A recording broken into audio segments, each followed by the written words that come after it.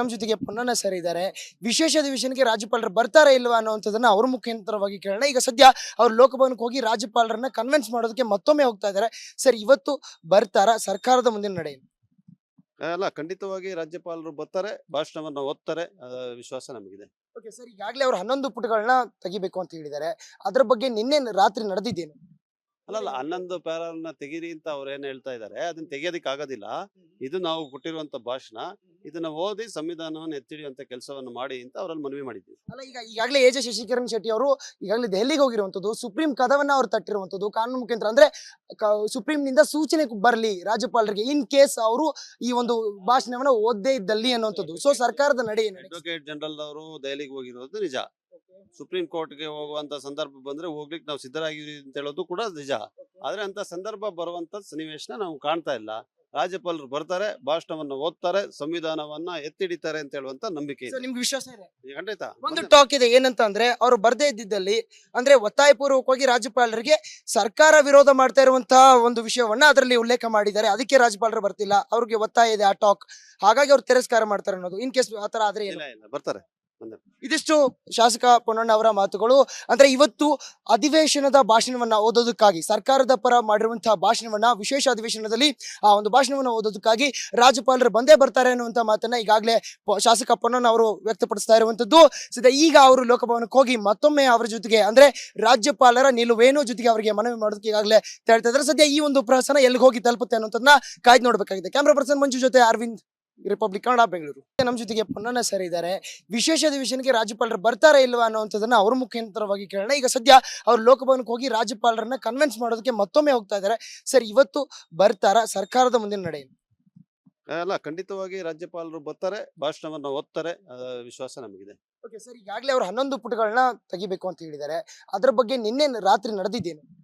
ಅಲ್ಲಲ್ಲ, 11 ಪ್ಯಾರನ್ನ ತೆಗೀರಿ ಅಂತ ಅವ್ರು ಏನ್ ಹೇಳ್ತಾ ಇದ್ದಾರೆ, ಅದನ್ನ ತೆಗಿಯೋದಿಕ್ ಆಗೋದಿಲ್ಲ.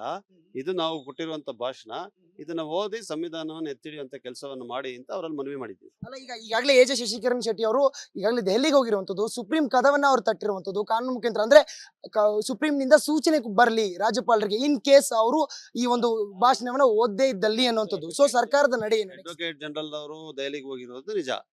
ಸುಪ್ರೀಂ ಕೋರ್ಟ್ಗೆ ಹೋಗುವಂತ ಸಂದರ್ಭ ಬಂದ್ರೆ ಹೋಗ್ಲಿಕ್ಕೆ ನಾವು ಸಿದ್ಧರಾಗಿದ್ದೀವಿ ಅಂತ ಹೇಳೋದು ಕೂಡ ನಿಜ. ಆದ್ರೆ ಅಂತ ಸಂದರ್ಭ ಬರುವಂತ ಸನ್ನಿವೇಶನ ನಾವು ಕಾಣ್ತಾ ಇಲ್ಲ. ರಾಜ್ಯಪಾಲರು ಬರ್ತಾರೆ, ಭಾಷಣವನ್ನ ಓದ್ತಾರೆ, ಸಂವಿಧಾನವನ್ನ ಎತ್ತಿಡಿತಾರೆ ಅಂತ ಹೇಳುವಂತ ನಂಬಿಕೆ ಇದೆ. ನಿಮ್ಗೆ ವಿಶ್ವಾಸ ಇದೆ? ಖಂಡಿತ. ಒಂದು ಟಾಕ್ ಇದೆ, ಏನಂತ ಅಂದ್ರೆ ಅವ್ರು ಬರ್ದೇ ಇದ್ದಿದ್ದಲ್ಲಿ, ಅಂದ್ರೆ ಒತ್ತಾಯಪೂರ್ವಕವಾಗಿ ರಾಜ್ಯಪಾಲರಿಗೆ ಸರ್ಕಾರ ವಿರೋಧ ಮಾಡ್ತಾ ಇರುವಂತಹ ಒಂದು ವಿಷಯವನ್ನ ಅದರಲ್ಲಿ ಉಲ್ಲೇಖ ಮಾಡಿದ್ದಾರೆ. ಅದಕ್ಕೆ ರಾಜ್ಯಪಾಲರು ಬರ್ತಿಲ್ಲ, ಅವ್ರಿಗೆ ಒತ್ತಾಯ ಇದೆ ಆ ಟಾಕ್, ಹಾಗಾಗಿ ಅವ್ರು ತಿರಸ್ಕಾರ ಮಾಡ್ತಾರೆ ಅನ್ನೋದು. ಇನ್ ಕೇಸ್ ಆತರ ಆದ್ರೆ ಇಲ್ಲ, ಬರ್ತಾರೆ. ಇದಿಷ್ಟು ಶಾಸಕ ಪೊನ್ನಣ್ಣ ಅವರ ಮಾತುಗಳು. ಅಂದ್ರೆ ಇವತ್ತು ಅಧಿವೇಶನದ ಭಾಷಣವನ್ನ ಓದೋದಕ್ಕಾಗಿ, ಸರ್ಕಾರದ ಪರ ಮಾಡಿರುವಂತಹ ಭಾಷಣವನ್ನ ವಿಶೇಷ ಅಧಿವೇಶನದಲ್ಲಿ ಆ ಒಂದು ಭಾಷಣವನ್ನ ಓದೋದಕ್ಕಾಗಿ ರಾಜ್ಯಪಾಲರು ಬಂದೇ ಬರ್ತಾರೆ ಅನ್ನುವಂತ ಮಾತನ್ನ ಈಗಾಗಲೇ ಶಾಸಕ ಪೊನ್ನಣ್ಣ ಅವರು ವ್ಯಕ್ತಪಡಿಸ್ತಾ ಇರುವಂತದ್ದು. ಸದ್ಯ ಈಗ ಅವರು ಲೋಕಭವನಕ್ಕೆ ಹೋಗಿ ಮತ್ತೊಮ್ಮೆ ಅವರ ಜೊತೆಗೆ, ಅಂದ್ರೆ ರಾಜ್ಯಪಾಲರ ನಿಲುವೇನು ಜೊತೆಗೆ ಅವರಿಗೆ ಮನವಿ ಮಾಡೋದಕ್ಕೆ ಈಗಾಗಲೇ ಹೇಳ್ತಾ ಇದ್ದಾರೆ. ಸದ್ಯ ಈ ಒಂದು ಪ್ರಹಸನ ಎಲ್ಲಿಗೆ ಹೋಗಿ ತಲುಪುತ್ತೆ ಅನ್ನೋದನ್ನ ಕಾಯ್ದು ನೋಡ್ಬೇಕಾಗಿದೆ. ಕ್ಯಾಮ್ರಾ ಪರ್ಸನ್ ಮಂಜು ಜೊತೆ ಅರವಿಂದ್, ರಿಪಬ್ಲಿಕ್ ಕನ್ನಡ, ಬೆಂಗಳೂರು. ನಮ್ಮ ಜೊತೆಗೆ ಪೊನ್ನಣ್ಣ ಸರ್ ಇದ್ದಾರೆ. ವಿಶೇಷ ಅಧಿವೇಶನಕ್ಕೆ ರಾಜ್ಯಪಾಲರು ಬರ್ತಾರಾ ಇಲ್ವಾ ಅನ್ನುವಂಥದ್ದನ್ನ ಅವ್ರ ಮುಖಾಂತರವಾಗಿ ಕೇಳೋಣ. ಈಗ ಸದ್ಯ ಅವ್ರು ಲೋಕಭವನಕ್ಕೆ ಹೋಗಿ ರಾಜ್ಯಪಾಲರನ್ನ ಕನ್ವಿನ್ಸ್ ಮಾಡೋದಕ್ಕೆ ಮತ್ತೊಮ್ಮೆ ಹೋಗ್ತಾ ಇದ್ದಾರೆ. ಸರ್, ಇವತ್ತು ಬರ್ತಾರಾ? ಸರ್ಕಾರದ ಮುಂದಿನ ನಡೆ ಏನು? ಅಲ್ಲ, ಖಂಡಿತವಾಗಿ ರಾಜ್ಯಪಾಲರು ಬರ್ತಾರೆ, ಭಾಷಣವನ್ನ ಓದ್ತಾರೆ, ವಿಶ್ವಾಸ ನಮಗಿದೆ. ಓಕೆ ಸರ್, ಈಗಾಗಲೇ ಅವ್ರು 11 ಪುಟಗಳನ್ನ ತೆಗಿಬೇಕು ಅಂತ ಹೇಳಿದ್ದಾರೆ. ಅದ್ರ ಬಗ್ಗೆ ನಿನ್ನೆ ರಾತ್ರಿ ನಡೆದಿದ್ದೇನು? ಅಲ್ಲಲ್ಲ, 11 ಪ್ಯಾರನ್ನ ತೆಗೀರಿ ಅಂತ ಅವ್ರು ಏನ್ ಹೇಳ್ತಾ ಇದ್ದಾರೆ, ಅದನ್ನ ತೆಗಿಯೋದಿಕ್ ಆಗೋದಿಲ್ಲ. ಇದು ನಾವು ಕೊಟ್ಟಿರುವಂತ ಭಾಷಣ, ಇದನ್ನ ಓದಿ ಸಂವಿಧಾನವನ್ನು ಎತ್ತಿಡಿಯುವಂತ ಕೆಲಸವನ್ನು ಮಾಡಿ ಅಂತ ಅವರಲ್ಲಿ ಮನವಿ ಮಾಡಿದ್ದೀವಿ. ಅಲ್ಲ, ಈಗಾಗಲೇ ಎ ಜೆ ಶಶಿಕರಣ್ ಶೆಟ್ಟಿ ಅವರು ಈಗಾಗಲೇ ದೆಹಲಿಗೆ ಹೋಗಿರುವಂತದ್ದು, ಸುಪ್ರೀಂ ಕದವನ್ನ ಅವ್ರು ತಟ್ಟಿರುವಂತದ್ದು ಕಾನೂನು ಮುಖಾಂತರ. ಅಂದ್ರೆ ಸುಪ್ರೀಂ ನಿಂದ ಸೂಚನೆ ಬರಲಿ ರಾಜ್ಯಪಾಲರಿಗೆ, ಇನ್ ಕೇಸ್ ಅವರು ಈ ಒಂದು ಭಾಷಣವನ್ನ ಓದ್ದೇ ಇದ್ದಲ್ಲಿ ಅನ್ನುವಂಥದ್ದು. ಸೊ ಸರ್ಕಾರದ ನಡೆ ಏನು? ಅಡ್ವೊಕೇಟ್ ಜನರಲ್ ಅವರು ದೆಹಲಿಗೆ ಹೋಗಿರೋದು ನಿಜ. ಸುಪ್ರೀಂ ಕೋರ್ಟ್ಗೆ ಹೋಗುವಂತ ಸಂದರ್ಭ ಬಂದ್ರೆ ಹೋಗ್ಲಿಕ್ಕೆ ನಾವು ಸಿದ್ಧರಾಗಿದ್ದೀವಿ ಅಂತ ಹೇಳೋದು ಕೂಡ ನಿಜ. ಆದ್ರೆ ಅಂತ ಸಂದರ್ಭ ಬರುವಂತ ಸನ್ನಿವೇಶನ ನಾವು ಕಾಣ್ತಾ ಇಲ್ಲ. ರಾಜ್ಯಪಾಲರು ಬರ್ತಾರೆ, ಭಾಷಣವನ್ನ ಓದ್ತಾರೆ, ಸಂವಿಧಾನವನ್ನ ಎತ್ತಿಡಿತಾರೆ ಅಂತ ಹೇಳುವಂತ ನಂಬಿಕೆ ಇದೆ. ನಿಮ್ಗೆ ವಿಶ್ವಾಸ ಇದೆ? ಖಂಡಿತ. ಒಂದು ಟಾಕ್ ಇದೆ, ಏನಂತ ಅಂದ್ರೆ ಅವ್ರು ಬರ್ದೇ ಇದ್ದಿದ್ದಲ್ಲಿ, ಅಂದ್ರೆ ಒತ್ತಾಯಪೂರ್ವಕವಾಗಿ ರಾಜ್ಯಪಾಲರಿಗೆ ಸರ್ಕಾರ ವಿರೋಧ ಮಾಡ್ತಾ ಇರುವಂತಹ ಒಂದು ವಿಷಯವನ್ನ ಅದರಲ್ಲಿ ಉಲ್ಲೇಖ ಮಾಡಿದ್ದಾರೆ. ಅದಕ್ಕೆ ರಾಜ್ಯಪಾಲರು ಬರ್ತಿಲ್ಲ, ಅವ್ರಿಗೆ ಒತ್ತಾಯ ಇದೆ ಆ ಟಾಕ್, ಹಾಗಾಗಿ ಅವ್ರು ತಿರಸ್ಕಾರ ಮಾಡ್ತಾರೆ ಅನ್ನೋದು. ಇನ್ ಕೇಸ್ ಆತರ ಆದ್ರೆ ಇಲ್ಲ, ಬರ್ತಾರೆ. ಇದಿಷ್ಟು ಶಾಸಕ ಪೊನ್ನಣ್ಣ ಅವರ ಮಾತುಗಳು. ಅಂದ್ರೆ ಇವತ್ತು ಅಧಿವೇಶನದ ಭಾಷಣವನ್ನ ಓದೋದಕ್ಕಾಗಿ ಸರ್ಕಾರದ ಪರ ಮಾಡಿರುವಂತಹ ಭಾಷಣವನ್ನ ವಿಶೇಷ ಅಧಿವೇಶನದಲ್ಲಿ ಆ ಒಂದು ಭಾಷಣವನ್ನ ಓದೋದಕ್ಕಾಗಿ ರಾಜ್ಯಪಾಲರು ಬಂದೇ ಬರ್ತಾರೆ ಅನ್ನುವಂತ ಮಾತನ್ನ ಈಗಾಗಲೇ ಶಾಸಕ ಪೊನ್ನಣ್ಣ ಅವರು ವ್ಯಕ್ತಪಡಿಸ್ತಾ ಇರುವಂತದ್ದು. ಈಗ ಅವರು ಲೋಕಭವನಕ್ಕೆ ಹೋಗಿ ಮತ್ತೊಮ್ಮೆ ಅವರ ಜೊತೆಗೆ ಅಂದ್ರೆ ರಾಜ್ಯಪಾಲರ ನಿಲುವೇನು ಜೊತೆಗೆ ಅವರಿಗೆ ಮನವಿ ಮಾಡೋದಕ್ಕೆ ಈಗಾಗಲೇ ಹೇಳ್ತಾ ಇದ್ದಾರೆ. ಸದ್ಯ ಈ ಒಂದು ಪ್ರಹಸನ ಎಲ್ಲಿಗೆ ಹೋಗಿ ತಲುಪುತ್ತೆ ಅನ್ನೋದನ್ನ ಕಾಯ್ದು ನೋಡ್ಬೇಕಾಗಿದೆ. ಕ್ಯಾಮ್ರಾ ಪರ್ಸನ್ ಮಂಜು ಜೊತೆ ಅರವಿಂದ್, ರಿಪಬ್ಲಿಕ್ ಕನ್ನಡ, ಬೆಂಗಳೂರು. ನಮ್ಮ ಜೊತೆಗೆ ಪೊನ್ನಣ್ಣ ಸರ್ ಇದ್ದಾರೆ.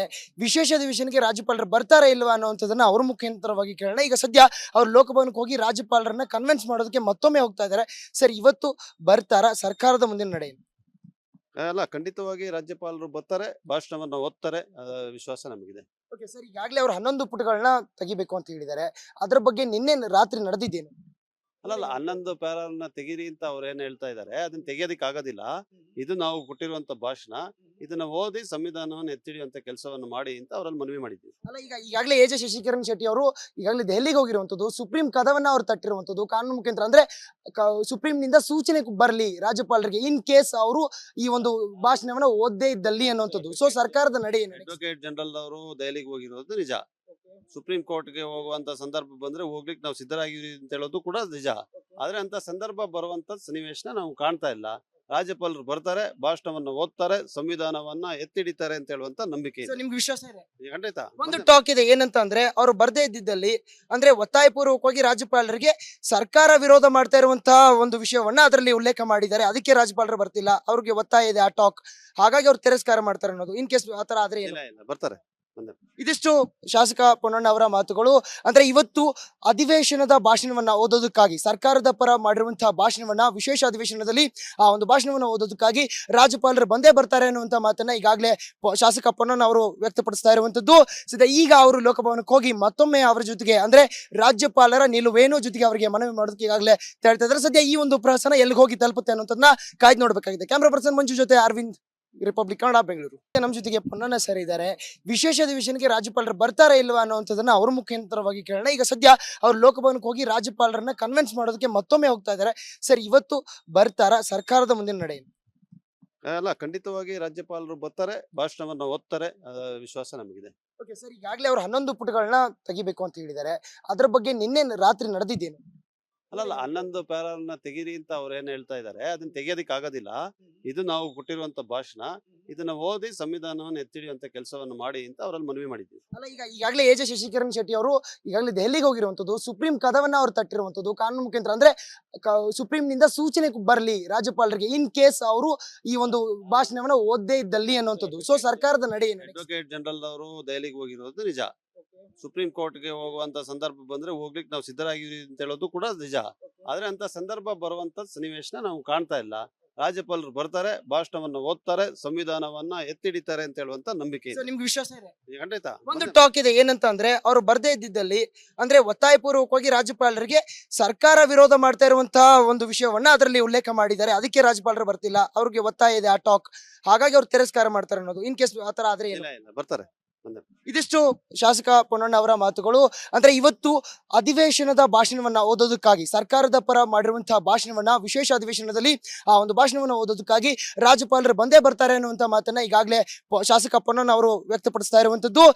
ಈಗ ಅವರು ಲೋಕಭವನಕ್ಕೆ ಹೋಗಿ ಮತ್ತೊಮ್ಮೆ ಅವರ ಜೊತೆಗೆ ಅಂದ್ರೆ ರಾಜ್ಯಪಾಲರ ನಿಲುವೇನು ಜೊತೆಗೆ ಅವರಿಗೆ ಮನವಿ ಮಾಡೋದಕ್ಕೆ ಈಗಾಗಲೇ ಹೇಳ್ತಾ ಇದ್ದಾರೆ. ಸದ್ಯ ಈ ಒಂದು ಪ್ರಹಸನ ಎಲ್ಲಿಗೆ ಹೋಗಿ ತಲುಪುತ್ತೆ ಅನ್ನೋದನ್ನ ಕಾಯ್ದು ನೋಡ್ಬೇಕಾಗಿದೆ. ಕ್ಯಾಮ್ರಾ ಪರ್ಸನ್ ಮಂಜು ಜೊತೆ ಅರವಿಂದ್, ರಿಪಬ್ಲಿಕ್ ಕನ್ನಡ, ಬೆಂಗಳೂರು.